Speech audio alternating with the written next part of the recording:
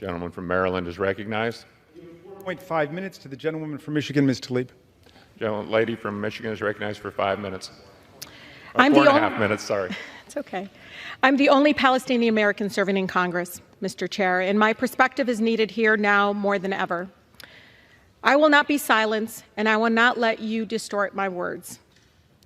Folks forget I'm from the city of Detroit, the most beautiful, blackest city in the country, where I learned to speak truth to power even if my voice shakes. Trying to bully or censor me won't work, because this movement for a ceasefire is much bigger than one person. It's growing every single day.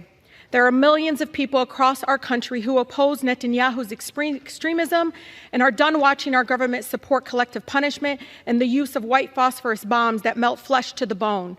They are done watching our government, Mr. Chair, supporting cutting off food, water, electricity, and medical care to millions of people with nowhere to go. Like me, Mr. Chair, they don't believe the answer to war crimes is more war crimes. The refusal of Congress and the administration to acknowledge Palestinian lives is chipping away at my soul. Over 10,000 Palestinians have been killed. Majority were children. But let me be clear. My criticism has always been of the Israeli government and Netanyahu's actions. It is important to separate people and governments, Mr. Chair. No government is beyond criticism. The idea that criticizing the government of Israel is anti-Semitic sets a very dangerous precedent, and it's being used to silence diverse voices speaking up for human rights across our nation. Do you realize what it's like, Mr. Chair, for the people outside the chamber right now, listening in agony to their own government dehumanizing them? To hear the President of the United States, we helped elect, dispute death tolls as we see video after video of dead children and parents under rubble. Mr. Chair, do you know what it's like to fear rising hate crimes, to know how Islamophobia and anti-Semitism makes us all less safe, and worry that your own child might suffer the horrors that 6-year-old Wadia did in Illinois? I can't believe I have to say this, but Palestinian people are not disposable.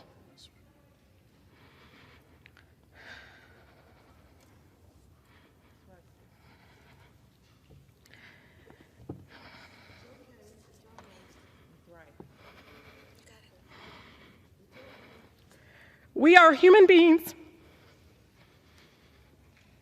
just like anyone else. My city, my grandmother, like all Palestinians, just wants to live her life with freedom and human dignity we all deserve. Speaking up to save lives, Mr. Chair, no matter faith, no matter ethnicity, should not be controversial in this chamber. The cries of the Palestinian and Israeli children sound no different to me. What I don't understand is why the cries of Palestinians sound different to you all. We cannot lose our shared humanity, Mr. Chair. I hear the voices of advocates in Israel, in Palestine, across America, and around the world for peace. I am inspired by the courageous survivors in Israel who have lost loved ones, yet are calling for a ceasefire and the end to violence. I am grateful to the people in the streets for the peace movement, with countless Jewish Americans across the country standing up and lovingly saying, "Not in our name." We will continue to call for a ceasefire, Mr. Chair, for the immediate delivery of critical humanitarian aid to Gaza, for the release of all hostages and those arbitrarily detained, and for every American to come home. We will continue to work for a real lasting peace that upholds human rights and dignity of all people and centers in peaceful coexistence between Israelis and Palestinians, and censures no one, and ensures that no person, no child has to suffer or live in fear of violence. 71% of Michigan Democrats support a ceasefire. So you can try to censor me, but you can't silence their voices. I urge my colleagues to join with the majority of Americans and support a ceasefire now to save as many lives as possible. President Biden must listen to and represent all of us, not just some of us. I urge the President to have the courage to call for a ceasefire and the end of killings. Thank you, and I yield. Gentlelady yields back. Gentleman from Maryland reserves. Gentleman from Georgia is recognized. If this was about calling for a ceasefire, we would not have these proceedings. I was wrong, by the way, when I said that it must have taken a long time to find somebody who hadn't voted for censorship from the other side of the aisle. You didn't find it. The gentleman from the other side of the aisle actually did vote for censorship on a First Amendment right. So I find it rather funny. We just researched it, and unless my sources are wrong, the vast majority of the other side of the aisle actually voted for censorship based on a First Amendment right. I wanted to also say that my heart goes out to the Palestinian people. It truly does. Especially those people that were bombed in the hospital, which my colleague knows wasn't from the Israelis. And yet, the statement is contrary to that, even though our intel was very clear, as was our president, very clear. That's what this debate is about. With that, I yield 4 minutes to the gentleman from Texas, Mr. Roy. Gentleman from Texas is recognized for 4 minutes. I thank the gentleman from Georgia for his time. And with respect to the gentleman from Maryland, I understand the perspectives with respect to free speech. And I certainly wish to always stand aside the protection of free speech in this country. But this goes well beyond that, because we're not talking about restraining the gentleladies from Michigan's ability to speak as an American citizen. We're not talking about punishing her, putting her in jail. What we're talking about is whether a member of the United States House of Representatives, whether a member of this body representing this nation is justified in putting forward a defense of the actions of Hamas terrorists that murdered innocent Israeli citizens, is holding United States citizens and Israelis hostage, and in her own language was defending on October 8th, a mere 24 hours into the brutal and barbaric attacks in which babies were beheaded, babies were placed into ovens, literally. Moms were raped in a house while their babies were put in an oven. A documented account, video evidence. And this is dismissed as resistance to an apartheid state. My problem is that the gentlelady is also referring to, quote, Joe Biden supporting the genocide of the Palestinian people. The gentlelady has put forward that by virtue of the United States of America funding in solidarity the people of Israel in defense of their right to exist, that by virtue of our position as Americans, standing in front of that flag in this chamber representing 330 million Americans, that by funding and supporting Israel, we are somehow perpetuating the call for violence that we saw unfold right before our eyes on October 7th in the most brutal and heinous acts that some of us have ever seen. I do not doubt the gentlelady's sincerity of her concern for her home people and concerns about the attacks on the people of Gaza. I had some people who called into question that I would put out my public support for my former colleague, Justin Amash, who lost cousins in a church, receiving missile fire into a building next to a church. I genuinely pray for the people of Israel, the people of Gaza, the people throughout the world that are now dealing with all of this.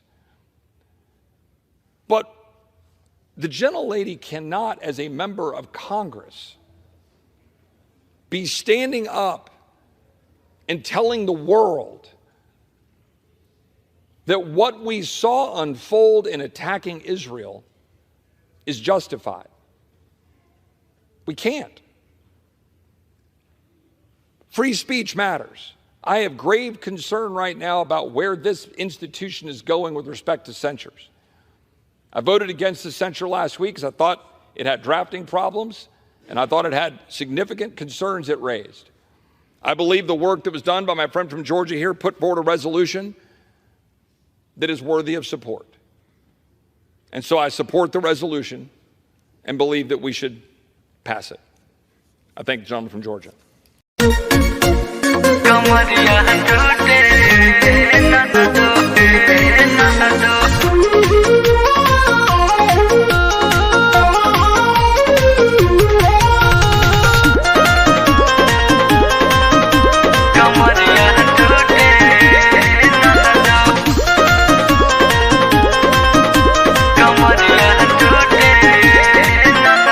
NASA में होके उदासा बिगड़ले, सूते न दिले हमके रात भर जगवले, सूते न दिले हमके रात भर जगवले। नासा में होके उदासा बिगड़ले, सूते न दिले हमके रात भर जगवले। चलल नहीं जाता तू दवैया ला दे ननदो, चलल नहीं जाता तू दवैया ला दे ननदो। छापना हरदिया मोर कमरिया टूटे ननदो, छापना हरदिया मोर कमरिया टूटे ननदो, कमरिया टूटे ननदो।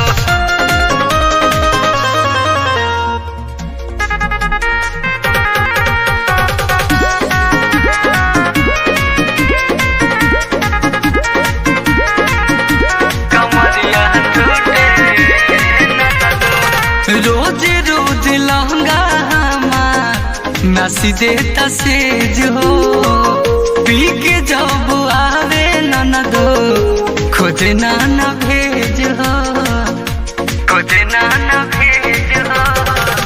रोज रोज लहंगा हमार नसी देता सेज हो, पी के जब आवे ननदो खोजे नाना भेज हो। नया नया रोज पोज मारतावे ननदो, नया नया रोज पोज मारतावे ननदो। छापना हरदिया मोर कमरिया टूटे ननदो, छापना हरदिया मोर कमरिया टूटे ननदो।